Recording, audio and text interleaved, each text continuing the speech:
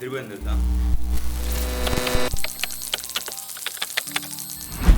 అందరికీ నమస్కారం. ఒకవేళ కనుక మీరు ఫస్ట్ టైం ఈ ఛానల్కి వస్తే మీరు ఖచ్చితంగా ఈ ఛానల్కి సబ్స్క్రైబ్ చేసుకోవాలి. అది ఎందుకో చెప్తాను వినండి. మనం ఫిట్నెస్, ఫోటోగ్రఫీ, ట్రావెల్ బ్లాగ్స్ కంటెంట్తో పాటు హెల్త్కి సంబంధించి రెసిపీస్ మనం బీభత్సంగా చేసేస్తున్నామండి. మీకైతే బాగా నచ్చింది. హెల్తీ ఓరియంటెడ్గా మనం క్యాలరీస్ బేస్డ్ మీద, అలాగే ఏం పడుతుందని ఎండ్ ఆఫ్ ద వీడియో వచ్చేదాకా చూపిస్తున్నాను.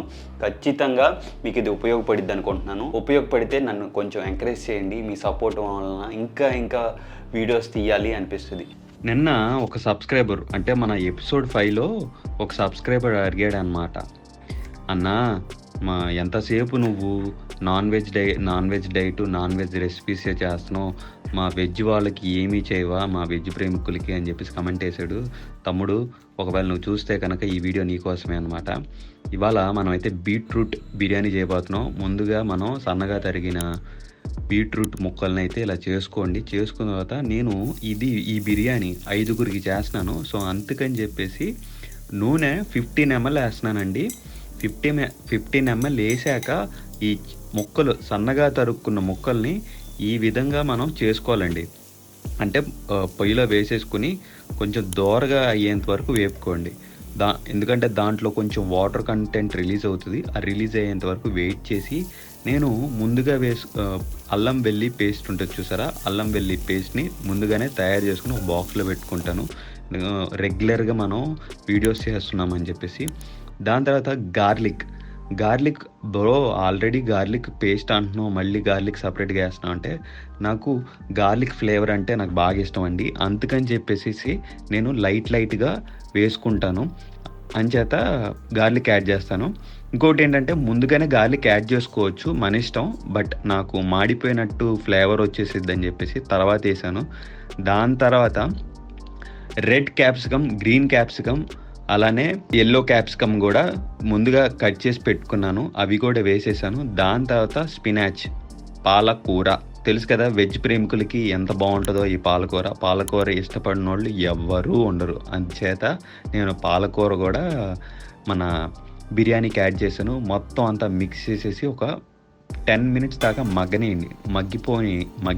మగ్గిన తర్వాత చూసారు కదా, కలర్ ఆ విధంగా చేంజ్ అయ్యిద్ది అనమాట. చేంజ్ అయిన తర్వాత మనకి తగినంత కారం, మీకు తగినంత ఉప్పు వేసుకోండి. వేసుకున్నాక దాన్ని మిక్స్ బాగా మిక్స్ చేసి చాట్ మసాలా ఏదైతే ఉందో దాన్ని వేసుకోండి. అంటే నాకు ఫ్లేవర్ కోసం చాట్ మసాలా వేసుకుంటున్నాను అనమాట. నాకు అది కావాలి. బీట్రూట్ బిర్యానీకి మనకు కావాల్సింది మెయిన్ బీట్రూట్తో పాటు అలాగే బిర్యానీ కాబట్టి నేను ముందుగానే 1.5 hour బాస్మతి రైస్ని నానబెట్టి కుక్కర్ మీద పెట్టానండి. దాని తర్వాత ఇదిగోండి, అంతా మన మిశ్రమం తయారైపోయిన తర్వాత బిర్యానీ రైస్ ఉంది కదా, దాన్ని తీసుకొచ్చి డైరెక్ట్గా మన బౌల్లో వేసేసుకోండి. బౌల్లో వేసుకొని బాగా మిక్స్ చేసేయండి. మిక్స్ చేసిన తర్వాత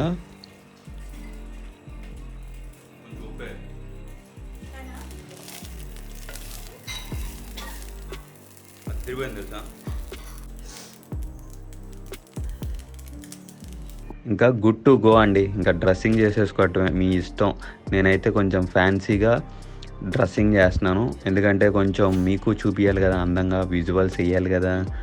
ఒక ఫుడ్ బ్లాగర్ లాగా మనం హెల్దీ రెసిపీస్కి సంబంధించి మనం ఈ విధంగా చేశాను. సో నేను ఇక్కడ ఒక చిన్న పొరపాటు అయిందండి. నేను మైక్ ఆన్ చేసుకోలేదు, బిస్కెట్ అయిపోయింది. పెద్దగా చెప్దాం అనుకున్నా, ఇప్పుడు నేను ఏం చేయలేను, ఆన్ ద స్పాట్ చూసుకోలేదు. సో క్షమించండి, నెక్స్ట్ టైం నుంచి ఆ మైక్ ఆన్ చేస్తాను.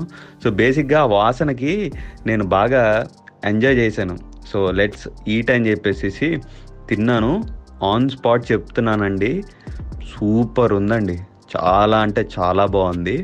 అంటే బేసిక్గా అంత బాగా వచ్చిద్దని నేను అసలు ఎక్స్పెక్టే చేయలేదు. సో డెఫినెట్లీగా మీరు ఈ రెసిపీని ట్రై చేయండి. ట్రై చేసి నాకు కమెంట్ బాక్స్లో మెన్షన్ చేసి చెప్పండి అసలు టేస్ట్ ఎలా ఉంది ఏంటి అనేది. డెఫినెట్గా మీ పిల్లలకి కానీ ఇంట్లో ఉన్న పెద్దవాళ్ళకి కానీ ఎవరైనా తినచ్చు గైస్.